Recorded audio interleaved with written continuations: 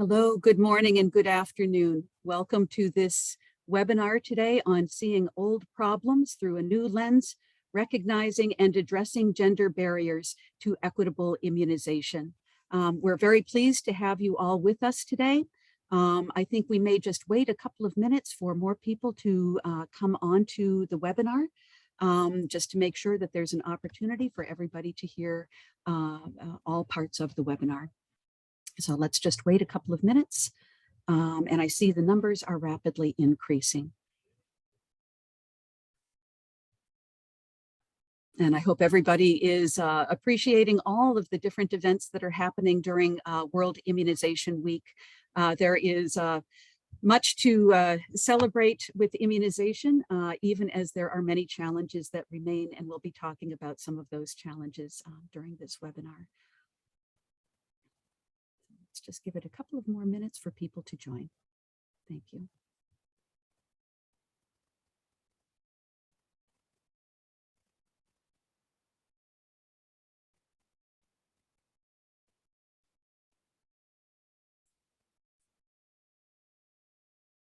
Good morning, good morning. Glad you are here with us. And please, as you come onto the webinar, we'd love it if you could put your name and where you are coming from into the chat box. And we will start in just another moment or two.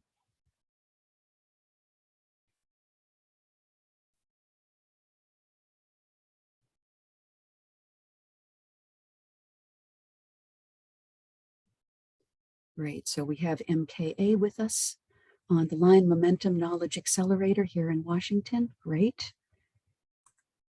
And again, we'd appreciate it if you could put into the chat box your name and where you are working, who you are with. Great, great. Glad to have you all with us today. Fantastic. Wonderful to see who is with us today. So we're just going to, oh wow, from Tokyo, Japan. Thank you so much for joining us today. And from Nigeria, fantastic. And from India, wonderful. From CDC, from Burkina Faso, great. From Somalia, excellent. Welcome to Zambia. Welcome to South Sudan, fantastic. And of course, welcome to our co-workers within the Momentum suite of projects. So I just want to wait another minute or so and then get going. Again, I just want to welcome you to today's webinar organized by the Momentum Routine Immunization Transformation and Equity Project that is supported by USAID.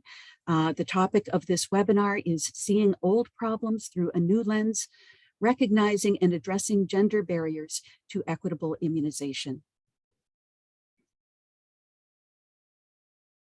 Great, Tanzania, welcome, welcome.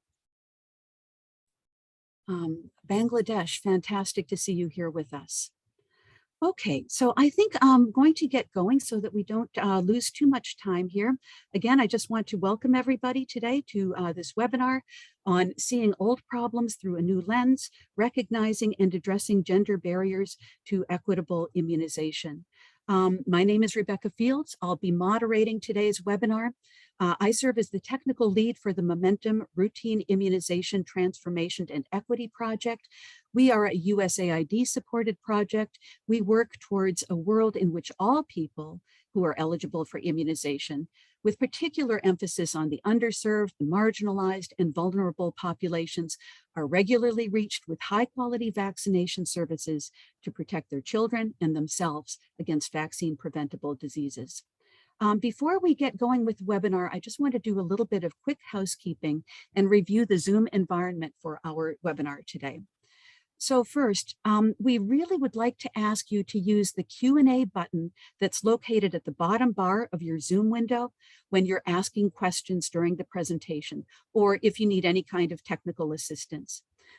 We love that you're using the chat feature to introduce yourself, and please feel free to share your thoughts during the presentation, but please, so that we can be systematic in responding to questions, bring your questions into that Q&A box. Press on that Q&A button at the bottom of your screen. Those questions will be visible only to you, to our presenters, and to our technical support for the webinar. If you are experiencing difficulties, our technical support people will respond to your question privately. We're going to collect your questions for our speakers, and we'll save them for the discussion period following the 4 presentations that we have today. So we're going to have a series of 4 presentations with a poll question in the middle for all of us. I also want to point out that the webinar is being recorded, and following today's event, you'll be receiving an email with the link to the recording, as well as the slides that you'll be seeing today. Also, if there are questions that we don't get to answer during the Q&A session, we'll forward them to the respective presenters and share responses by email to all participants. So we're really happy today to have 5 excellent speakers. I'll be introducing each of them just before their presentations. We've planned probably over 15 minutes at the end of the webinar to answer any of your questions. All of our speakers are with us today, but just to let you know, we did record their presentations in advance just to avoid any technology problems. So what you're going to be hearing are pre-recorded presentations, but our speakers are here with us. They're available during the Q&A, so please do share your questions. And again, we'd ask that you use that Q&A box. Before I introduce our first speaker, I'd like to set the stage for this webinar. So we called this Seeing Old Problems Through a New Lens, because over the past few years, there's been growing recognition that gender-related barriers play a role that sometimes is a little hidden in keeping the most vulnerable people from being vaccinated. And of course, this has been exacerbated by the COVID-19 pandemic, as some of our speakers will describe. So why do I say these barriers are sometimes hidden? Well, consider a common challenge in immunization. For example, a vaccine stockout. Now, usually a stockout of a vaccine is reviewed as or regarded as a supply chain problem. But most caregivers are female, and from a female caregiver's point of view, if there's a vaccine stockout, it means that she cannot get her child fully vaccinated when she goes to the health center or to the outreach session. She has to take more time off from her family and household duties. She has to renegotiate with her husband or partner for resources to go for vaccination, and then take a chance that the vaccine actually will be in stock when she does return to the clinic. Immunization is a preventive service, and she may find that it's just too difficult to deal with those obstacles in order to take her child back for that preventive service. Her decision, if she decides not to go back, is sometimes misinterpreted as negligence or vaccine hesitance, whereas in fact there may be important gender dimensions that underpin her decisions. So today we're going to be talking not just about, we're going to be talking about such gender barriers, but we don't want to talk just about the barriers. We also want to talk about what is being done to address them. And we're going to be seeing some very interesting examples of work that has resulted in improvements, demonstrating the feasibility of actually addressing gender barriers. So with that, I'd like to go to our first speaker and introduce Dr. Folake Olayinka, my longtime coworker, who will be talking about USAID's commitment to equity for immunization over the life course for all vaccines, including COVID-19, and also the commitment to addressing gender barriers as part of the Global Polio Eradication Initiative. Dr. Olayinka serves as USAID's immunization team leader. She oversees a multidisciplinary team and portfolio. And in addition, she serves as the technical and strategy lead for USAID's COVID-19 Vaccine Access and Delivery Initiative.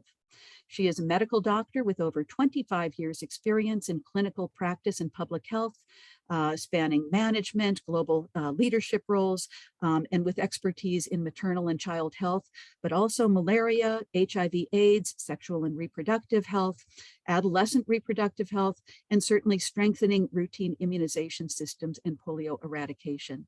She's a globally recognized immunization expert, and she's a member of both WHO's Strategic Advisory Group of Experts, or SAGE, as well as the SAGE's COVID-19 Vaccine Working Group. She also serves as an expert advisor on several advisory groups, including the WHO Afro Regional Immunization Technical Advisory Group and the Malaria Vaccine Allocation Working Group. So over to you, Dr. Olayinka. Thank you so much for having me as part of the panel today. I'm really excited to talk about the topic of gender equity in immunization. My name is Folake Olayinka, and I'm the immunization team leader at Usaid. Gender and immunization over the life course has become a key priority in the immunization space. And we know that gender intersects with a number of factors, including the level of maternal education, socioeconomic wealth status, caste, religion, amongst other factors. And female caregivers, as well as health workers, experience similar physical, sociocultural, and financial barriers in their communities. And gender barriers to immunization can be observed across all aspects of immunization, including from the planning, decision-making, demand components, the utilization, service delivery, as well as within the health workforce, for example. And we also know that addressing gender inequity is critically important for us to drive down the number of zero-dose children. Here we display a number of gender-related barriers to routinization. They also apply to COVID-19 vaccination. So we have the issues around literacy, education, and digital gender gaps. And where you have barriers in these aspects, we know that women are less likely to receive relevant and trustworthy vaccine information. And the sources by which they receive those information also would be more challenging. Work and domestic care obligations really make it challenging such that women have less time and availability to move away from these obligations and go and get the life-saving vaccines for their child, for their adolescent, for themselves or other members of the family.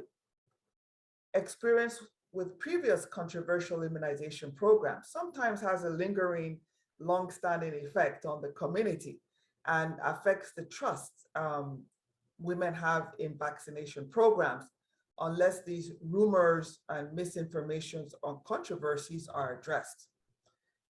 And then limited decision-making power. Women often have less ability to make important health decisions in some communities. And so this affects their ability to really take the decision for vaccination, even when they have the information. There is a decision-making process and dynamics that must be well understood for us to really address this particular point. And then access to the different vaccination sites as well. These are just to mention a few of them. But let me go on to some specific examples from the Global Polio Eradication Initiative and a few examples of what has worked.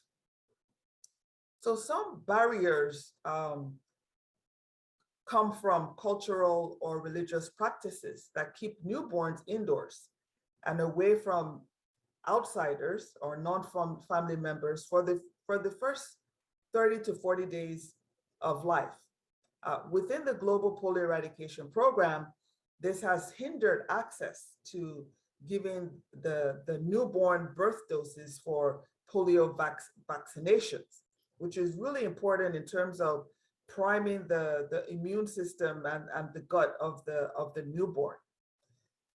Deciding how to allow vaccination during mass campaigns, as we mentioned before, is not always the sole decision of the mother. Often in these households, part of the barriers has been other influences and influencers on the decision making. And maybe just to mention one more, we also know that within the vaccination program for the polio campaigns, ensuring that there are vaccinators are able to participate ensure there's safe movement, private toilets, safe lodging. All these are really important considerations in terms of bridging the gender barriers within the global polio program. Let's pivot for a minute in terms of few examples of what has worked. We know that disaggregating the data at all levels of the polio eradication has been so critical in understanding the issues and the progress that is being made in terms of the campaign data, surveillance, communication, and also behavior change data. These are really important to have this disaggregated data. And then ensure that there are flexible schedules to accommodate women's activities, such as having the vaccinations closer to where they're working, vaccinations at the times. For example, this might be in the evenings or the weekends where women have more time and availability from their other activities to be able to take the vaccinations. And then just as I move off this slide, I just want to mention the really, really important aspect of mentoring women to have confidence in delivering key messages around vaccination. But beyond that, they can also serve as coaches and community resources in building the community trust in immunization. This has great implications, not just for polio eradication, but also other immunization programs within their communities so that the women become trusted voices and resources in their communities. Looking at USAID's commitment for equity in immunization at all different stages, our work seeks to address gaps in underserved communities and populations, and ensuring that we are identifying the root causes to the inequalities and working with stakeholders, local communities, implementing partners, and our partner governments to address them as we reach underserved communities and children. And we're very supportive of global immunization policies and strategies that integrate gender as part of their programming and approaches. There are a few that are listed below, which is the current Gavi 5.0 global strategy, Immunization Agenda 2030, and the Global Polio Eradication Strategy all have integrated and included gender as key components of their strategies and approaches. For COVID-19 vaccinations, we have also elevated the issue of gender integration. The COVID-19 pandemic has really brought to the fore the inequities around the globe and within countries in terms of access to COVID-19 vaccines. The US government plays a leadership role in helping to bridge those equity and access gaps.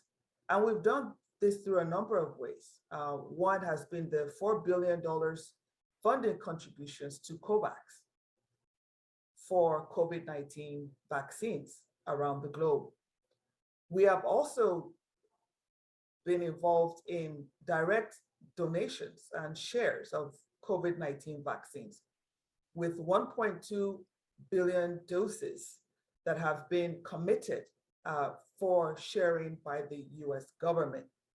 USAID provides technical assistance on all aspects of country readiness and delivery, including reaching communities and underserved populations, as well as high-risk priority groups for severe disease and deaths. In addition, we monitor gender integration and also look at ways to ensure that we are addressing them. And we continue to be a strong advocate with other global partners and stakeholders to close equity gaps. Just very briefly, we look at gender integration as a continuum in all our programming. And here we can see that our goal is to really get to the gender equality and better development outcomes. But we know that countries and communities are on a spectrum. And we want to make sure we are moving our partners and stakeholders in our development work along that spectrum, and realizing that they may be at different starting points, including from being gender blind. And we really, really want to ensure that programs are not exploitative. But our goal would be to move them along that spectrum, to ensure that it's transformative and there's a critical examination around gender norms and dynamics, and that we help to strengthen and create the systems that support gender equality, and also support, or where necessary, help to create those equitable gender norms and dynamics, and ensure that gender dynamics and changes are equitable over time. Just very briefly, this is USAID's Gender Equality and Women's Empowerment, our 2020 policy. I just want to pause a moment and say that this is under revision, but there are a few key principles I want to point out that underpin our commitment to equality across all genders, but really ensuring that there's empowerment, protection, and participation of all women, girls, men, boys, and all genders in their various societies. And really looking at a number of key principles, such as engaging men and boys. This is engaging them not only in their own health, but also as allies and influencers in their homes, their communities, and also in their future lives as well.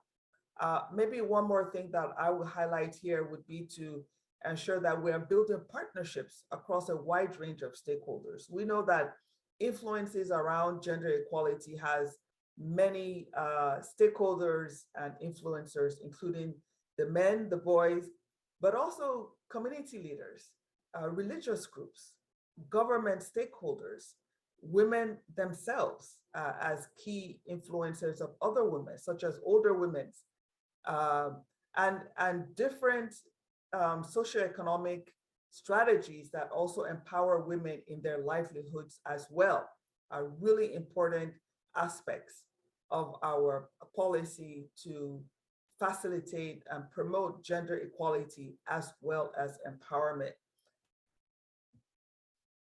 So just to summarize, in terms of integrating gender into our USAID programs, we have ongoing actions and our priorities that are shown here. And we're really supporting countries in terms of the collection, reporting, the use of gender disaggregated data. This is a very important basis for which the programs are built on and used for decision making.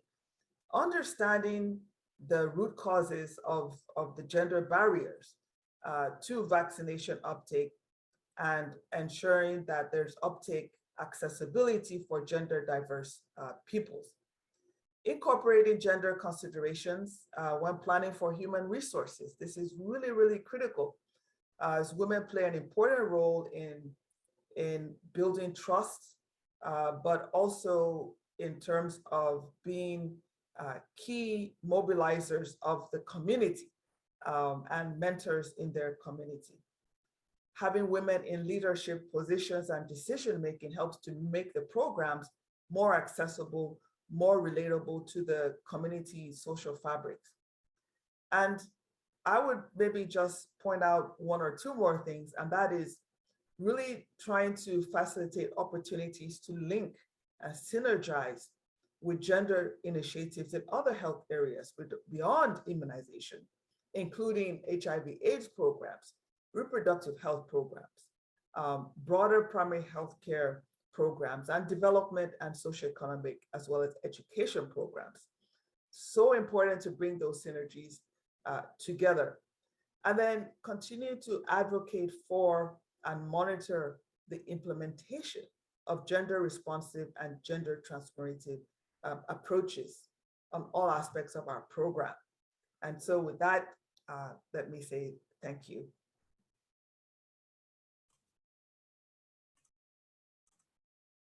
Thank you so much, Folake. Thanks for providing both a thorough overview of the issues, but also keeping it relatively concise and to the point so that we can all see really the big picture. We're going to switch now to our second speaker, and we're delighted to have with us Jean Munro. Jean is the Senior Manager for Gender Equality with Gavi, the Vaccine Alliance.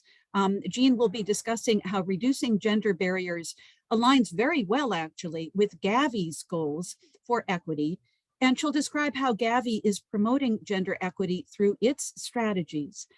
Jean supports Gavi in implementing its revised gender policy, which she'll also describe, ensuring gender equality is mainstreamed into how Gavi works, its programs, and developing gender responsive and transformative immunization initiatives. We'll also hear from Jean about how Gavi is implementing a capacity enhancement strategy for gender and immunization. Jean brings over 20 years of experience working in the area of gender equality, inclusion, and women's rights across numerous sectors. She's conducted gender audits, she's implemented initiatives in behavior change and shaping of social norms, and she has enjoyed living and working in Malawi, Ethiopia, Nigeria, and Vietnam, working with CSOs, the UN, and the Canadian government. She holds master's degrees in adult learning and global change, as well as in international development. So Jean, over to you, please. So thank you very much to the Momentum Routine Immunization Transformation and Equity Project for inviting me to this important webinar today. I'm very pleased to be able to share with you Gavi's commitment to gender equity in programming and to describe to you what that looks like in terms of steps within the Secretariat, our process for designing grant applications, as well as the types of interventions that we're now seeing in countries. I'm sure many of you have already seen the new Gavi 5.0 strategy with a vision to leave no one behind with immunization. What I'd like to bring to your attention here is that gender is central to the vision. It is elevated as a principle, and it's also core to our goal on equity in immunization. We have a policy which has a goal to identify and overcome gender-related barriers to reach zero dose and under-immunized children, individuals, and communities. And it encompasses three main areas of work.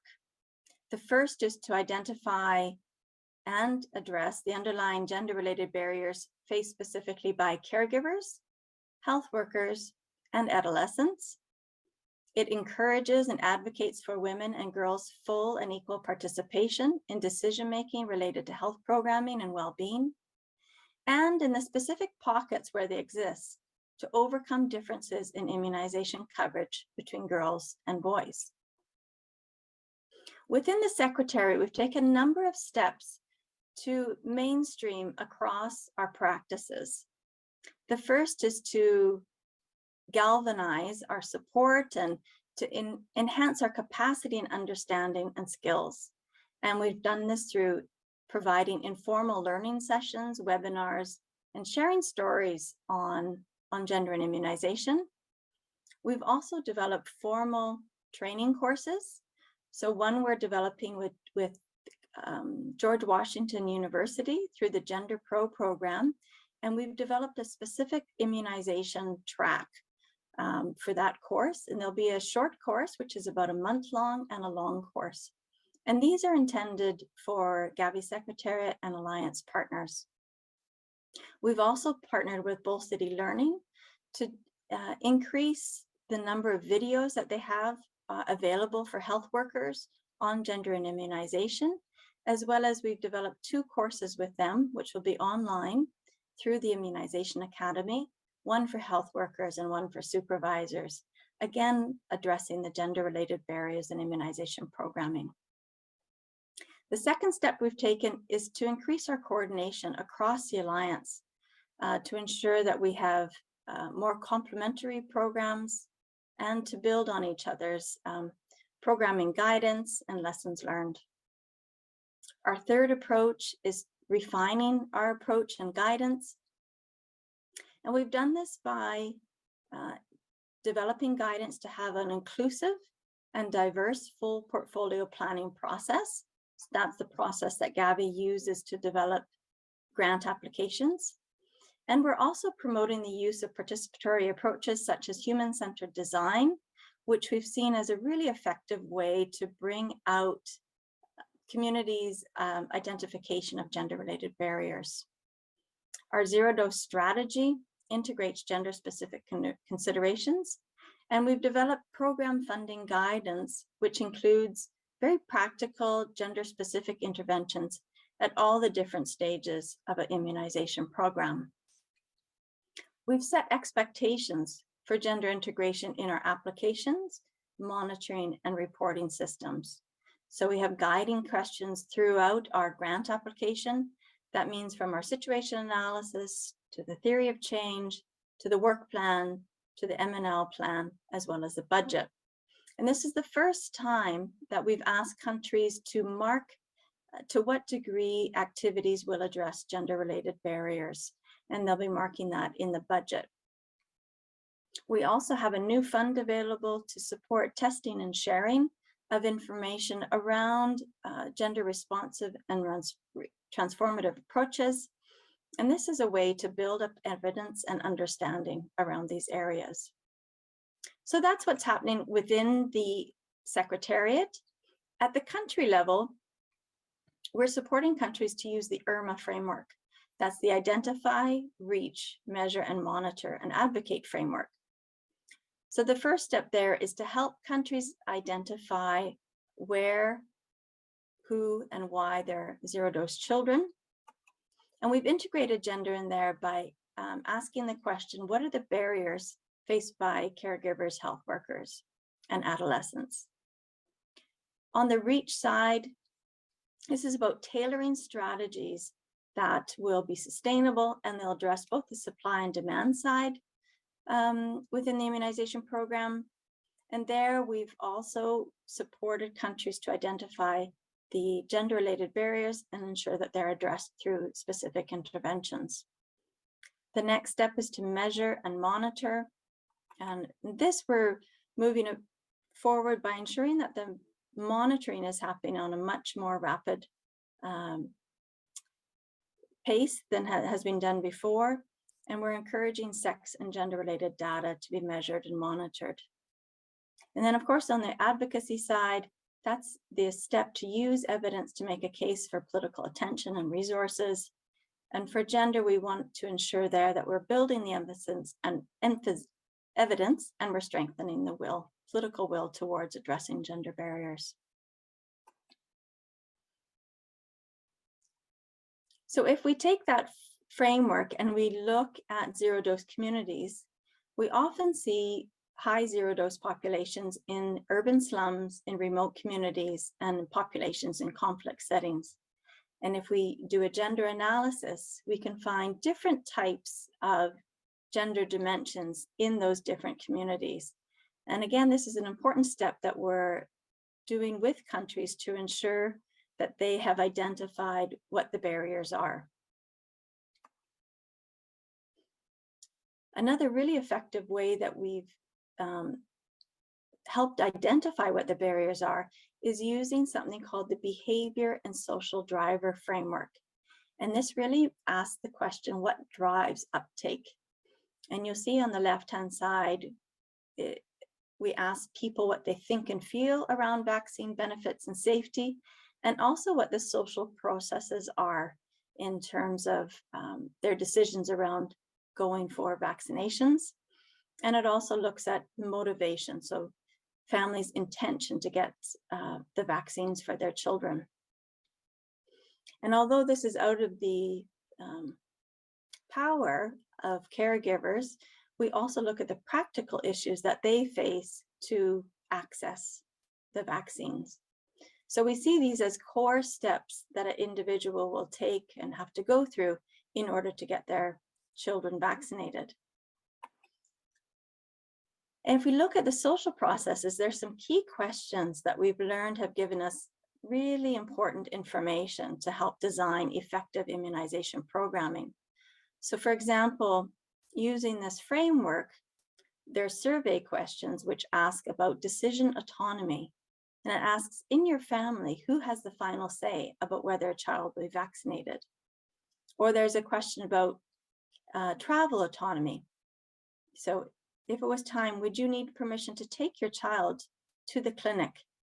And these are questions which we have not been asking in the past, and which really give us information that is key to designing a program which will effectively reach the communities, and particularly the communities that we continue to miss. So moving forward on the question around who has the final say about vaccinating your child, I'm just sharing with you a graph that compares the responses over a number of countries. And you'll see here, the top country here is Uganda. And you'll see the yellow means that both of the parents have final say. The green means the mother has final say. The purple is the father, red is the grandmother, and blue is an other caregiver. Now, in the past, we've just assumed that a mother would have the final say, as she's the one who is normally in charge of children. So asking these questions gives us really relevant information for how we would change who we reach out to, how we message about it, and it helps questions our assumptions.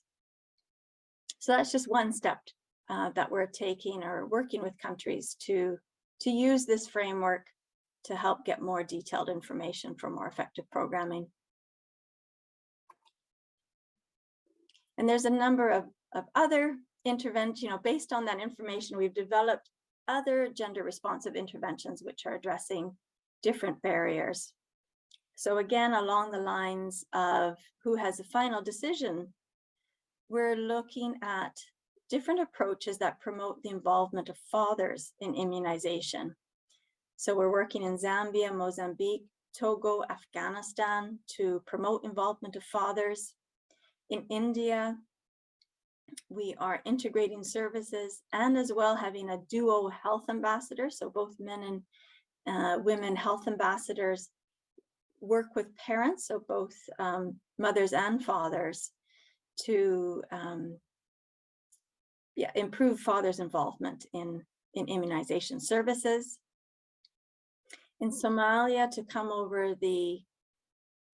overcome the barrier of few women being involved in vaccination and many caregivers not wanting to access vaccination services by men. There's a promotion of female vaccinators in Somalia, as well as Afghanistan. And I think there's one barrier that many people around the world face, and that's just the clinic hours being not open at the time that is accommodates working parents. So in Bangladesh, they're extending the clinic hours, and we're watching that to see how well that will actually address some of the barriers that working parents, particularly women, face when they're trying to access the services. So these are just some examples of areas that we're trying through Gavi programming. And we're measuring the results of those. But I'd be happy to answer any questions during the Q&A about other steps that Gavi is taking to promote gender equity across its immunization programming. Thank you. Thank you so much, Jean. That was a really rich presentation that shows just how comprehensive Gavi has been in developing and starting to implement a strategy that addresses various needs for recognizing and addressing gender barriers. I would just like to remind people if they could please put their questions into the Q&A button, add your questions there so that we can be sure to capture them and respond to them systematically. Before we move on to our next presenter, we'd just like to take a minute or two to do a poll question and ask your views on what do you view? What do you see in your experience as the most important gender related barrier to equitable childhood immunization?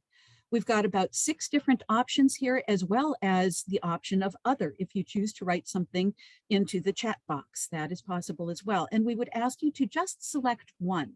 I mean, I think we probably all recognize that there are multiple gender-related barriers, but we'd really ask that you focus on the one that you think really deserves the most attention, or is the most prominent in your experience.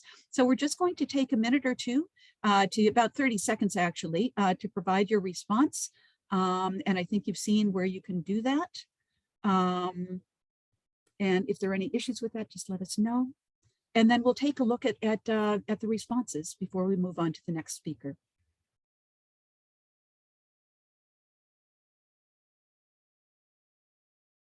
And we will be showing the responses in just a moment here.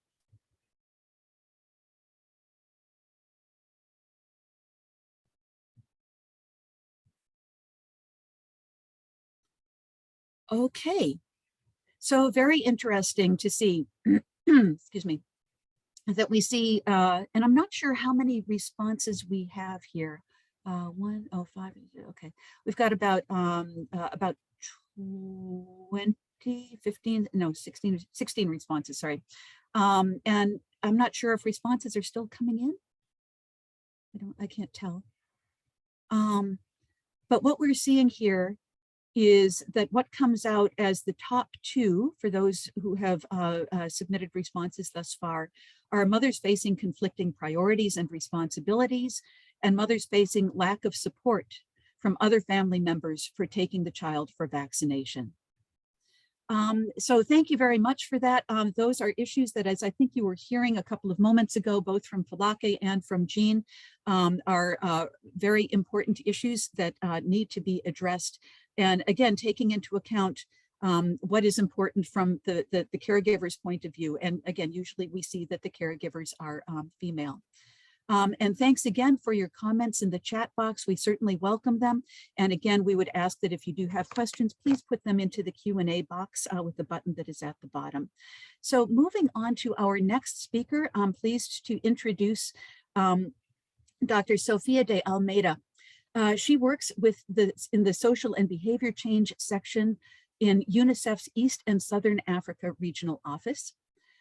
She is also an integrated researcher at the Center for Research and Studies in Sociology in Lisbon, Portugal. Dr. Almeida will describe her work across several countries in the sub-region of East and Southern Africa to both identify and analyze gender barriers to immunization, particularly in this presentation with reference to COVID-19 vaccination.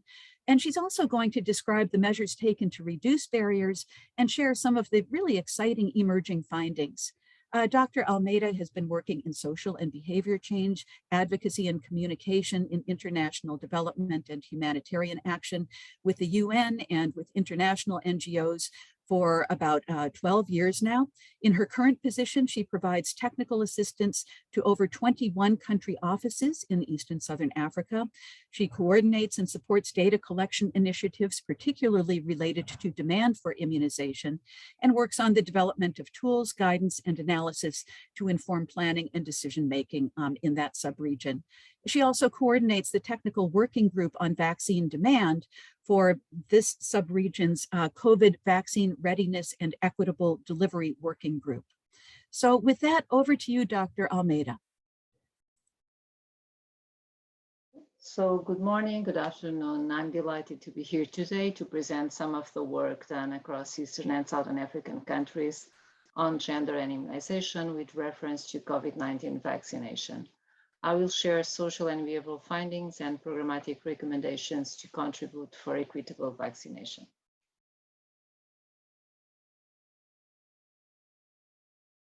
The first slide shows different challenges on gender and COVID-19 vaccines.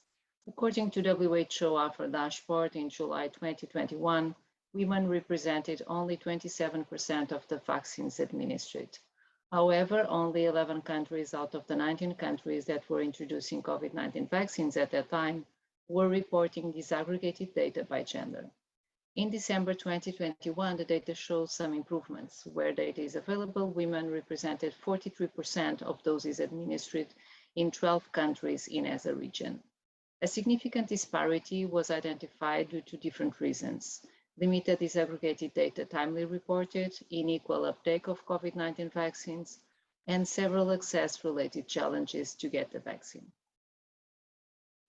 Data collection efforts have been made to identify barriers and challenges hampering the uptake of women in the region and to use this evidence to inform planning. From data collected, we confirm that women face several challenges during the journey to get vaccinated. Women experienced massive secondary effects of the COVID-19 pandemic in different areas, including job loss, income drop, or gender-based violence, that reduced their ability to complete their vaccination. Additionally, women reported sexual and reproductive healthcare disruptions at significantly higher levels. Evidence shows that in some ESA countries, more women reported challenges on accessing vaccines when comparing to men. And although women in some countries have a higher risk perception of COVID-19 than men, they have lower levels of acceptance of the vaccine. They have more questions and specific concerns about COVID-19 vaccine that are fueled by misinformation, and that needs to be addressed and clarified to activate intention to get the vaccine. This slide shows several challenges faced by women in each phase of the journey to health and immunization. Findings from different sources highlighted concerns and questions around pregnancy, infertility, or breastfeeding. These have been showed by social and behavioral data across ESA region, as well as by digital social listening. These concerns, fears, and questions that are fueled by misinformation circulating among communities and through social media affect how women think and feel about COVID-19 vaccines. Even when women show higher levels of vaccine confidence in general, data shows that they are more skeptical when it comes to a COVID-19 vaccine in 5 ESA countries. Analysis of social and behavioral surveys among general population and health workers shows that women have lower levels of trust and confidence on vaccine when comparing to men. They have also less willingness to recommend the vaccine, less perception that their communities and co-workers will get the vaccine, and also slightly less intention in some countries. And finally, they have reported less easy of access to COVID-19 vaccines. Moving to the third phase of the journey to health and immunization, we can identify several barriers faced by women when they try to access immunization services, from the socioeconomic impact of the pandemic to access-related challenges. And this includes lack of time due to domestic responsibilities, women that are unable to walk long distances to the vaccination site. Some are willing to get the vaccine but don't have transport money to get the vaccination site, and they have limited knowledge about vaccination sites close to their areas. The healthcare services have been disrupted, and when women access the services, they can face challenging experiences such as long queues and lack of organization.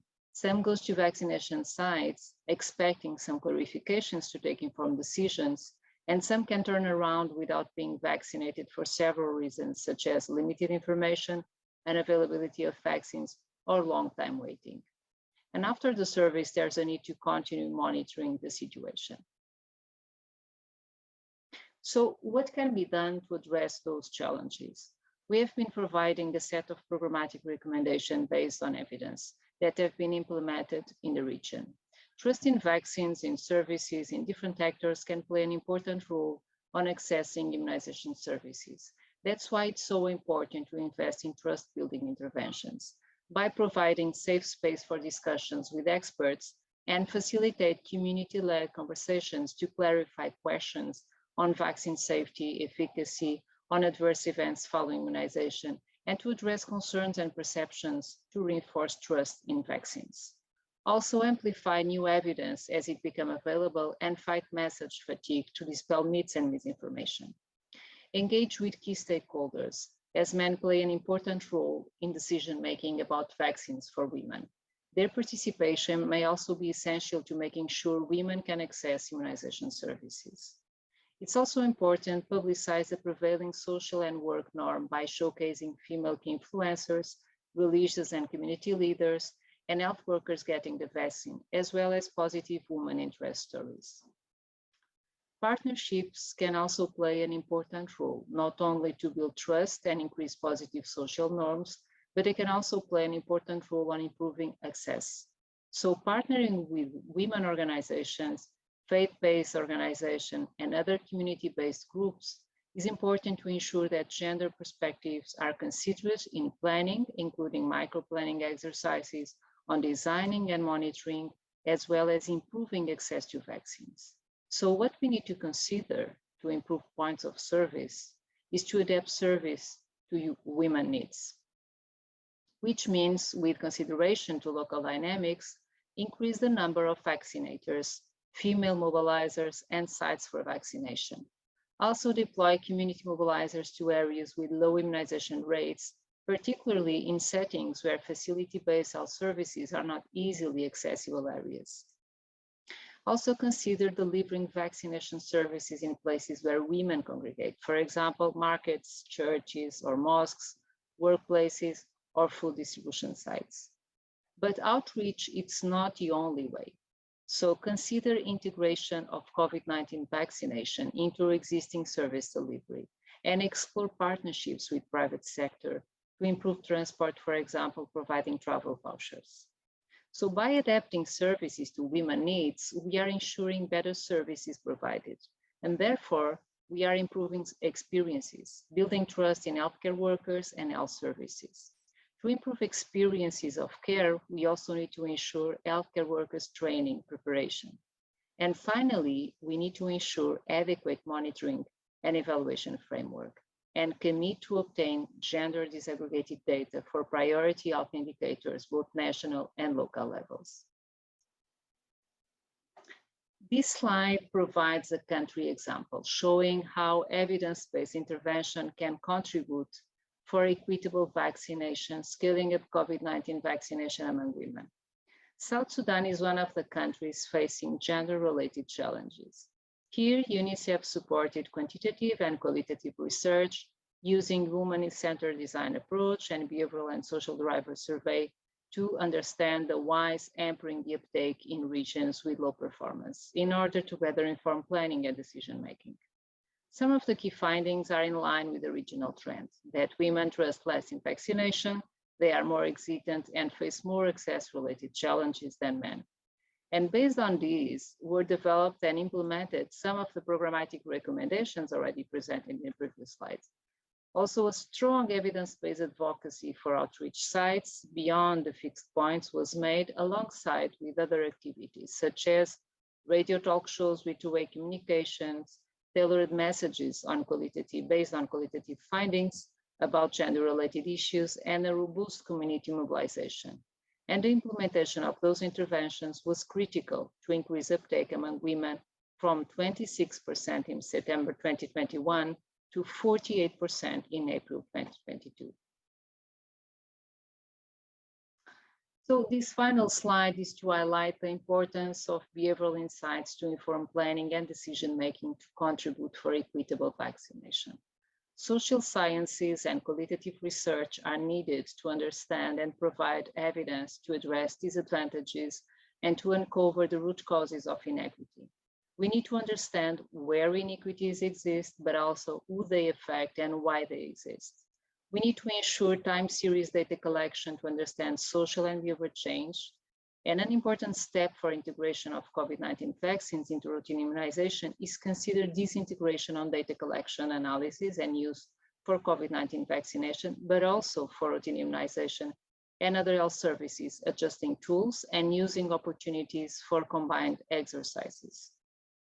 We need to obtain data disaggregated by gender, but we need to go further because women are not an homogeneous group. So we need to know profiles considering specific contexts, challenges, and perceptions in order to customize interventions to be more effective. And these allow us to reach sub-target groups with tailored interventions.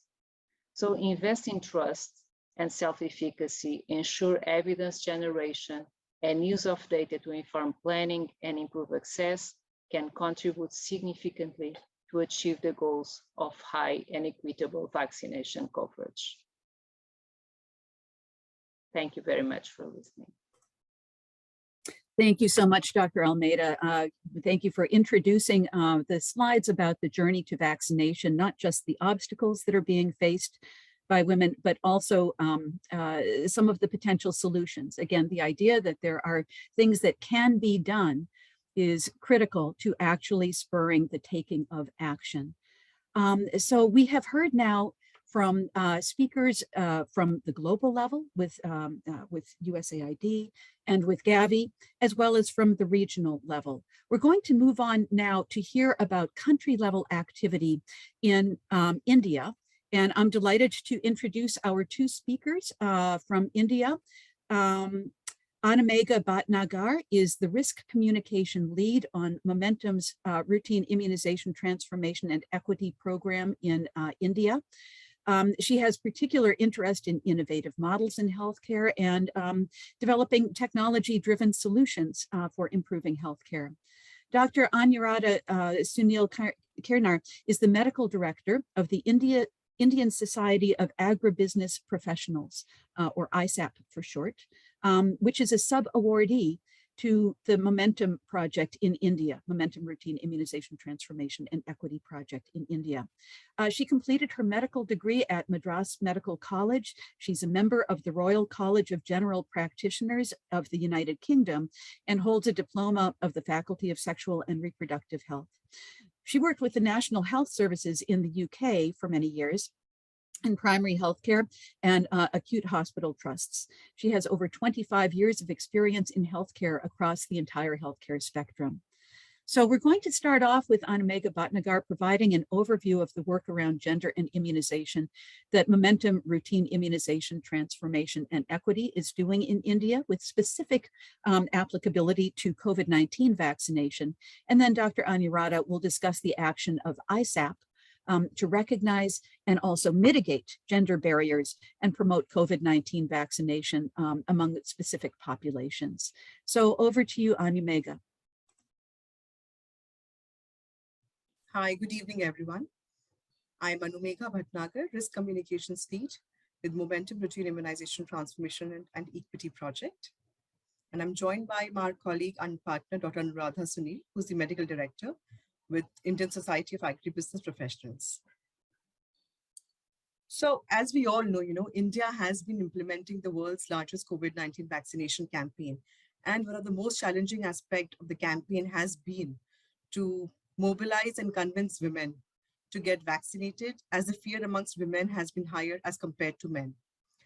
Prominent reasons for gender-related non-vaccination were given by pregnant women, lactating mothers, transgender, migrant workers, and family members who were hesitant to send the women for vaccination. There were potential reasons of vaccination hesitancy that were given out to respondents. And the top three out of those were the fear of side effects, a wait and watch kind of an approach, and the thought that others need it more than the woman needs herself. And as the COVID-19 vaccination rolled out in India, it has really focused on reaching out to women and gender diverse people quickly and efficiently. The interventions in the gender space has been exponential. Amongst all the people who have been vaccinated, India's vaccination sex ratio at 949 females receiving a dose for 1,000 males is one of the highest ones. However, when we look at it from a state-wise lens, only 14 out of the 36 states in the Union Territories have a better vaccination sex ratio than an average India's, which is largely led by the southern regions. Our project, Momentum Routine Immunization Transformation and Equity, which is supported by Usaid, since November 2021 has helped more than 3 million people in 18 states receive their last recommended dose of a COVID-19 vaccine, and out of which 57% have been women, which belong to vulnerable and marginalized population subgroups. The project focuses on improving access to COVID-19 vaccination amongst women and gender diverse communities who are pregnant and lactating, members of the transgender community, and migrant female workers. Our engagement strategies largely focus on development of gender-specific communication materials in multiple formats, something that can be utilized from a community-based poster to a focus group discussion, to an awareness rally, or to a social media post. Women's rallies have been instrumental in increasing awareness. Involvement of women community and religious leaders has helped us move the needle, and organizing specific vaccination camps for older women and transgender women have given us some good results. To also leverage and mark the International Women's Day, the project had rolled out a Wonder Women campaign where the stories of women who led from the front and overcoming many barriers to help vaccinate people against the COVID-19 virus were narrated through social media and on-ground engagements. On social media, right from teaser posts to individual stories of Wonder Women on social media platforms of our partners, of our government, of our state governments were utilized extensively to celebrate the role of women in rolling out the world's largest vaccination drive. The posters were developed and displayed for on-ground events and activities and projected on screen during the congregations. A booklet to compile all these stories together was developed and disseminated to the government officials, which also marked as a memento for this particular occasion. Now, working with pregnant women, we've seen certain key challenges which have been very specific to this particular subgroup. For example, identification of these women. We need to know where are they, where do they stay, at what period of the pregnancy are they in. Their motivation on safety is really low. They do have their reasons for vaccine hesitancy owing to health concerns. And when it comes to a mother with her expecting child, the reasons compound a little more. So the strategies developed and deployed by the project focused on development of communication materials on COVID-19 vaccination for specifically pregnant women and lactating mothers in different regional languages for all these multiple states. A very robust data capture system was also put together to record information on pregnant women's vaccination in the state of Maharashtra. We also worked closely with the Maternal and Child Health Division to promote vaccination for pregnant women during antenatal care checkups. I think as an outcome, increased coverage of vaccination amongst pregnant women and increase in knowledge levels of the beneficiaries has been strong to mobilize the women here. Now, breaking gender barriers by supporting the transgender community. The transgender community, as we know, or the third gender as recognized in India, already faces a lot of social stigma, violence, and denial of social benefits. Vaccination is not a priority amongst this group, and beneficiaries are not fully aware of where and how to avail the service. This community has various medical challenges. They have ongoing hormonal replacement treatment. So they are already clouded with doubts about the safety of vaccine and how specific is it to their own group. So to leverage and mobilize this particular community, the project identified key influences within the community. They developed engaging material, for example, a video to mobilize and appeal for vaccination amongst the third gender community members itself. Working with third gender welfare boards and other societies exclusively established for transgender and marginalized communities has helped us in mobilizing them for vaccination. Meetings and advocacy engagements with State AIDS Control Society in Northeast and other regions to collaborate for targeted interventions has also improved coverage. Increase in awareness levels amongst the transgender community has been one of our biggest outcomes. They have been more informed. They have taken informed decisions when it comes to vaccine decision making. The transgender community has now started to take vaccination with confidence. Also, leveraging existing platform or interventions, aligning with the existing health system to support and increase vaccination coverage for this special priority group has worked for us. I now request my partner, Dr. Anuradha, to kindly take up from here. Thank you. I'm Dr. Anuradha Sunil. I'm the medical director with ISAP India. ISAP is a reputed Indian NGO established in the year 2000 with pan-India footprints. ISAP is implementing the Momentum Routine Immunization Program in 8 districts spanning across the 2 states of Tamil Nadu and Jharkhand. ISAP has developed specific strategies to work with vulnerable women and established partnerships at the district level. As women are having lesser access and priority in any of the welfare activities, we have a special focus on women belonging to various age groups from adolescent, reproductive, and the elderly women, and also amongst the diverse community groups like transgenders, migrant workers. So we have faced specific challenges in mobilizing and supporting women migrant workers. The foremost thing is the fear of safety leading to hesitancy, and also myths around the side effects leading to potential loss of daily wages, and also inability to care for their families and children. They also have busy schedules leading to missing out on the awareness activities and vaccination camps, which normally happen during the work hours. And we also had difficulty in mobilization and vaccination at workplaces due to hesitancy from the employers. So to overcome these challenges, we have developed and deployed specific strategies which are very much hyper-local in nature, that is very specific to the geographic locations where we are working, and also customized plans were developed as per the local context. So initially the project districts were mapped as per the predominant industries and also entities having a very high density of women workers. We involved peer leaders in creating awareness amongst the women, and also we developed and deployed women-centric IEC materials. As a part of our mobilization and awareness creation, we started door-to-door vaccination during the out of hours to reach out to these farm workers and other unorganized work sector. We have also arranged special vaccination camps at workplaces in convergence with employers and women community institutions. We developed and deployed technology solutions for creating awareness. We sent out huge number of reminders and also messages about side effects counseling. There was also convergence and partnership with other women-centric government schemes. Several of these districts have specific women programs wherein large amount of women beneficiaries are enrolled. So we reached out to these government institutions for partnership. As a result of our activities, we had very meaningful outcomes, which is resulting in increased number of vaccination amongst migrant workers and also improved awareness among them. There is also a better awareness amongst the employers where when they realized the benefits of COVID-19 vaccination versus sickness absenteeism, they were more proactive in providing vaccination support. There was also collaboration and convergence amongst women community level institutions for enabling us to do the on-site vaccination.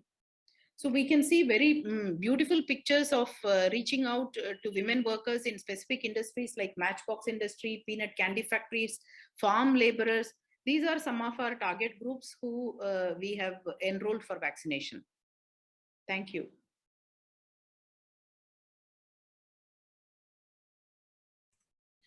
Thank you so much. I think this experience from India demonstrates that, in fact, it is possible to both identify and really define what some of the obstacles are, the gender-related obstacles to, in this case, COVID-19 vaccination, as well as it is possible to take action to address those obstacles.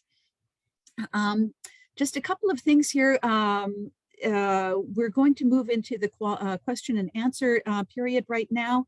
And again, just a big thank you to all of our speakers for such rich presentations with so much content and really practical information.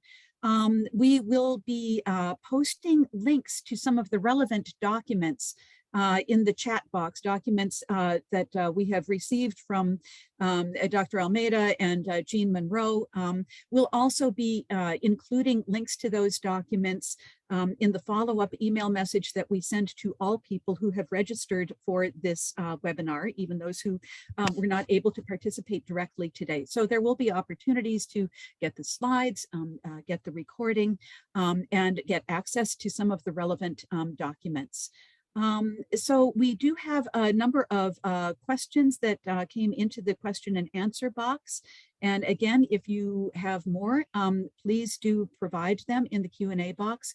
So we've got some online responses to the individual askers of those questions, but I just wanted to come back to a couple of these questions. So a couple of them pertain to data, a couple of them pertain to giving examples about building trust in vaccination and how to make sure that that women are able to get the information that they need. And we've got a couple of questions relevant to developing and implementing an organizational gender strategy. So I'd like to start with the question around data. And I just want to bring to Folake Olayinka's attention a question that came up here about the following. Can you please share more information about how USAID is encouraging countries to collect and use gender data? What kind of data? And how will it be collected? So Folake, over to you for that question about data and what USAID is asking for. Thank you very much for that question. And this is really a very fundamental issue to be able to have the data that helps us to understand more about the gender-related issues. So some of the ways that USAID is really integrating and supporting our programs to collect and use the gender-related data, one of the first things that we're asking for is to incorporate a gender analysis into the program scope of work and into their planning for their implementation. And so having that gender analysis, which helps to already determine what are the gaps, what is existing, to get a little bit at what are the underlying issues, is a very important first step and really generates a lot of information that is useful in terms of the programming and the solutions. The other thing I would say is that based on the analysis, but also the interaction with the government and stakeholders, you begin to understand the reasons or where the data is. In some cases, the data needs strengthening, digital solutions. We're able to certainly work with our implementing partners to help bridge some of those gaps. In some cases, those systems don't exist. And so you're starting at a different level in terms of developing the tools, developing an orientation and the system to begin to collect and use them. And the last part I would just highlight is in terms of using this data. By asking for this data in our decision-making processes, it's an important way of facilitating the use of the data, asking the questions, and also linking the decision-making to ensure that gender lens is brought into all aspects of the programming, whether it's the planning, implementation, the monitoring. You keep really intentionally incorporating that gender lens, which facilitates and promotes the use of such data. And the data, there are a wide variety of types of data that can be collected in terms of who's using the service, underlying reasons, behavioral, you can also do behavioral reviews and assessments. So there are a range of data types that can be collected to really identify gender issues on all aspects, but also in terms of creating solutions around them and monitoring the implementation. Thank you so much, Folake. And I really appreciate how you stressed the point about using the data. That's where data becomes valuable after all, right? It's in how it is used, how it informs the development or the adaptation to programs. Just as one example, for the Mozambique country program for momentum routine immunization, transformation, and equity, we have an indicator that is about making sure that there is female caregiver engagement in micro-planning processes to determine when and where immunization services will actually be provided. We need to monitor this over time so that we can actually see, are we doing a good job in incorporating recognizing and incorporating the needs of those caregivers in the planning and ultimately in the delivery of those services. So thank you so much for that. We also got a data-related question that was remarking that it's striking when gender disaggregated data is not collected? How can we effectively ensure that it is, given how many different data collection efforts are going on? And Jean Munro, I wonder if I could send that question over to you about how can we effectively ensure that disaggregated data is in fact collected, given the many different data collection efforts that are underway. Just wondering from your perspective as Gavi. Yeah, thanks, Rebecca, and thank you for the question. I think I have the exact same question. I think coming from a different sectors, you know, disaggregated data by sex, by age is often there.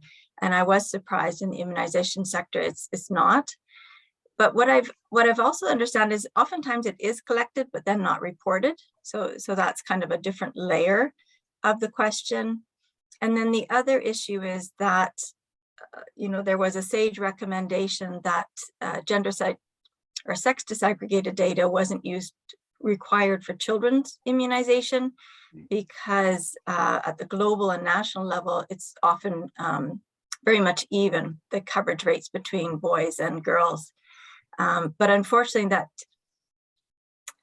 you know, it's pointing us in the wrong direction, I think, because we still do see difference in coverage rates at the subnational level, so that still needs to be collected.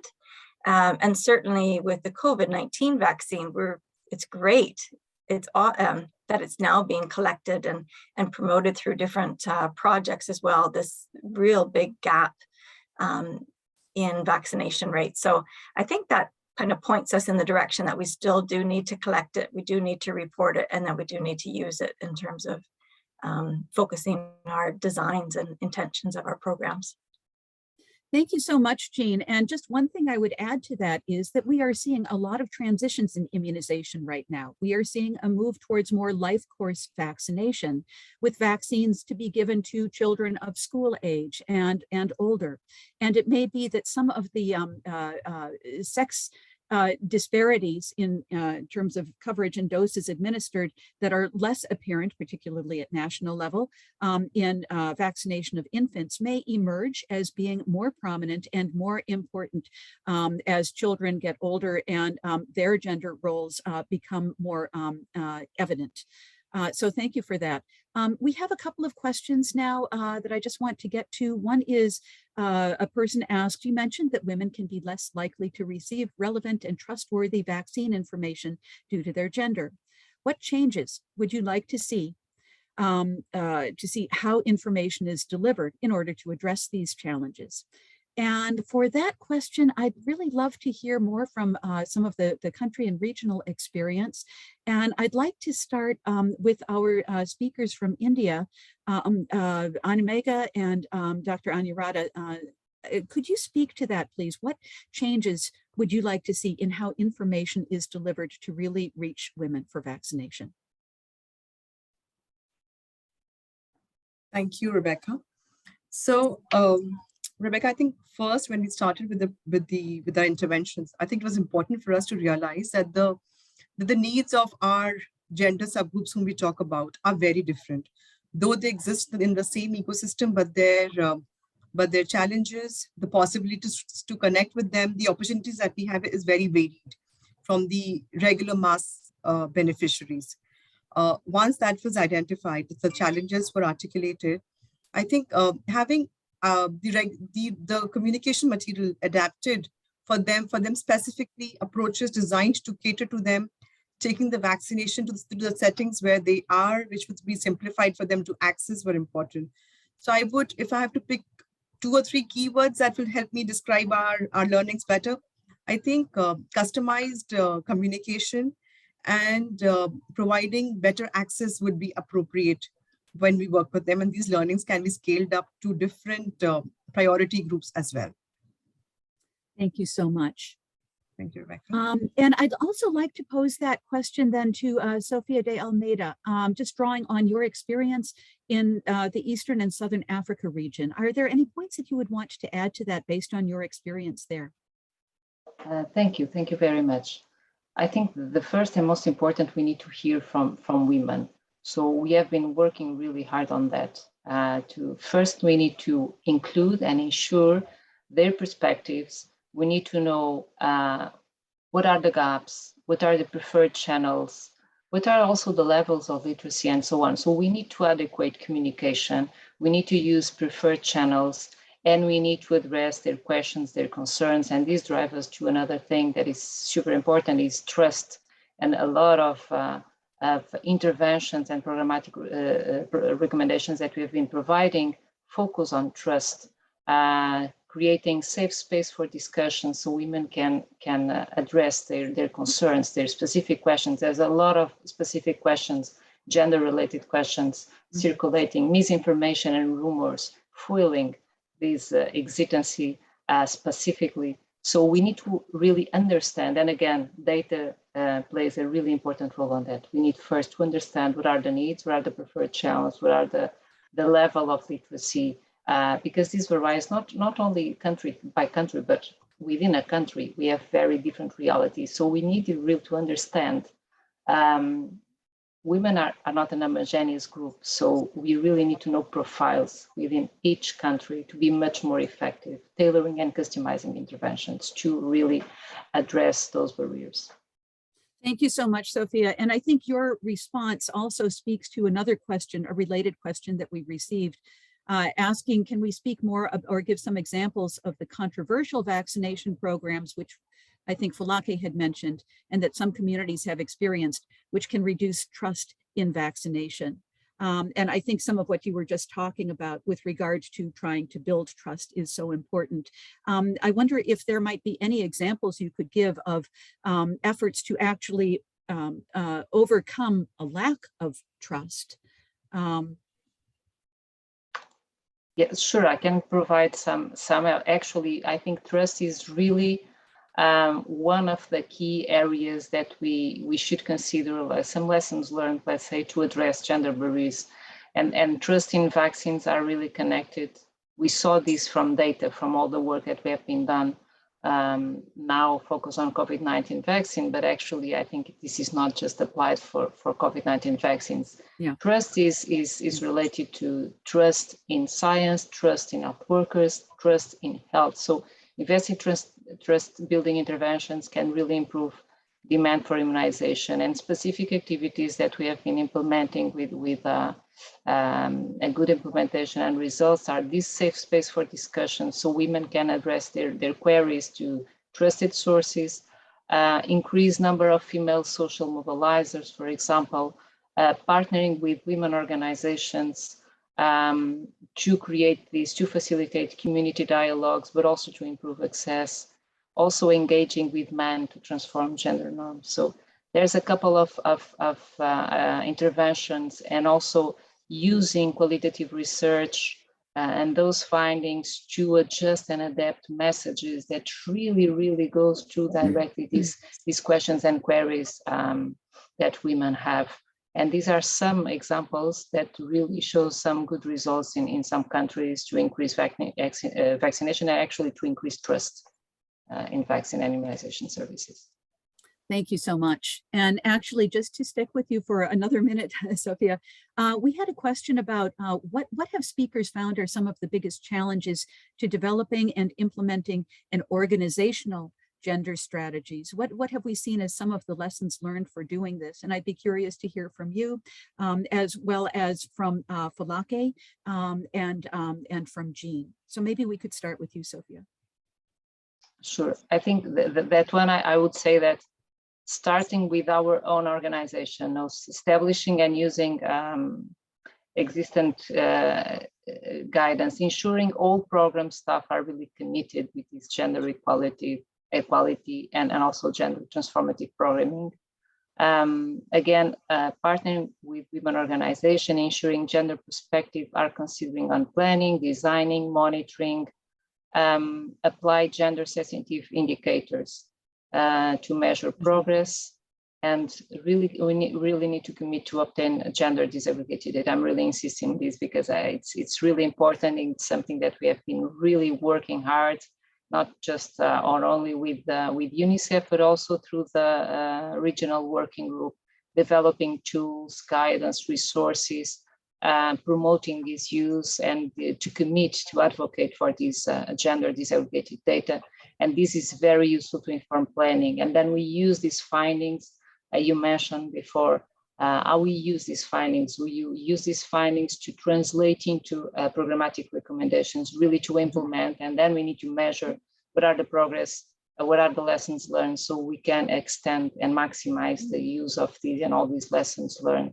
This will give us an enhanced visibility of gender inequalities. I think it's really important. Thank you so much. And I'd be curious to hear then from Jean. We've seen a major, almost transformation within Gavi over the course of the past year and a half or 2 years or so.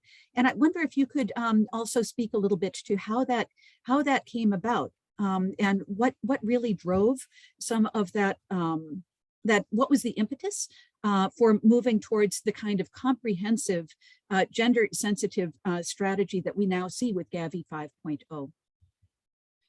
I mean, the major focus of 5.0 is reaching missed communities, reaching zero-dose children, and overcoming the gender barriers is just such an important step in order to do that. So that is kind of a natural way, but it's also been a bit of a push and pull. I think, you know, from the countries, we're hearing from immunization specialists, gender specialists, women's rights groups about the importance of these gender barriers. But we're also having a push from the board to have it on. And then because we're an alliance as well, we're aligning with our other partners that have strong gender policies. So I would say the impetus came from a number of different areas, but the base is, you know, it's just an important step in order to reach zero-dose children. And then I think, you know, I really like what Sophia said about the key elements to consider in the strategy. I also think, you know, ensuring everybody is on board is important, and perhaps that needs to be sequenced before you start rolling out new approaches, new guidance. You need to have full agreement from, or not agreement, but understanding, which is why we're doing these different courses, and we're running the informal capacity building sessions as well. In addition to what Sophia said, I'd also say you need to really be looking at the budget to make sure that that commitment to equality is reflected in the investments that are being made. Very interesting point about ensuring that that really takes shape within the budget itself. Yeah, thank you. Sorry, so I'll much. just also add that there's in my previous life, I really worked on gender audits. And I think that's a good way to start a strategy. And a gender audit first looks within your organization at your policies, practices, organizational culture, and then looks at your programming. And I think it identifies the gaps, it identifies opportunities, and it's a good starting place to implement a strategy and to develop a strategy that's fit for your organization. Thanks. Thank you so much. We just have a couple of minutes left, and we would like to ask participants to please fill in the very brief evaluation form we have for this session. But before doing so, just in the remaining minute or so, Folake, I wonder if you could give us a very brief response to the same question about organizational commitment to gender within USAID. Thank you very much, Rebecca. Gender equity and empowerment is a key priority for USAID. And this is seen in our policies. Right now, it's undergoing revision. But again, just acknowledging that this is a continuum, and ultimately we want to not only ensure gender equality, but also empowerment in all aspects of life for women, girls, and all genders. So I'll put that out there in terms of systematically integrating gender, all the things we've said on the panel today, but also monitoring. And the last point I will make is learning. We'll continue to learn from these processes as we roll it out and retitrate our responses and programming. Thank you. that last point about learning as we go is so critical, and that feeds back to some of the data, doesn't it? The need for data to see what's working, and also the things that aren't working. We'll always learn probably as much from the things that don't go quite as planned as from the things that do. I just want to give a massive warm thank you to all of our speakers today, as well as to all of our participants. We didn't get to answer every single question from the Q&A box, but we will follow up for those that did not get answered yet. And we would just ask you to take a moment to complete the evaluation. We always are trying to do a better job with this type of communication, so we very much appreciate your taking just a moment to do that. And we'll also, as I mentioned, be sharing the chat box. Really, as I look at some of the comments that are coming in the chat box, it just shows how strong the commitment is to addressing, to recognizing and addressing gender issues that, again, have gone somewhat under the radar in the past. The time is now for actually doing something to address and those obstacles and learning as we go, so that in another 5 years, we're in a different place than we are now. Thank you so much for your participation.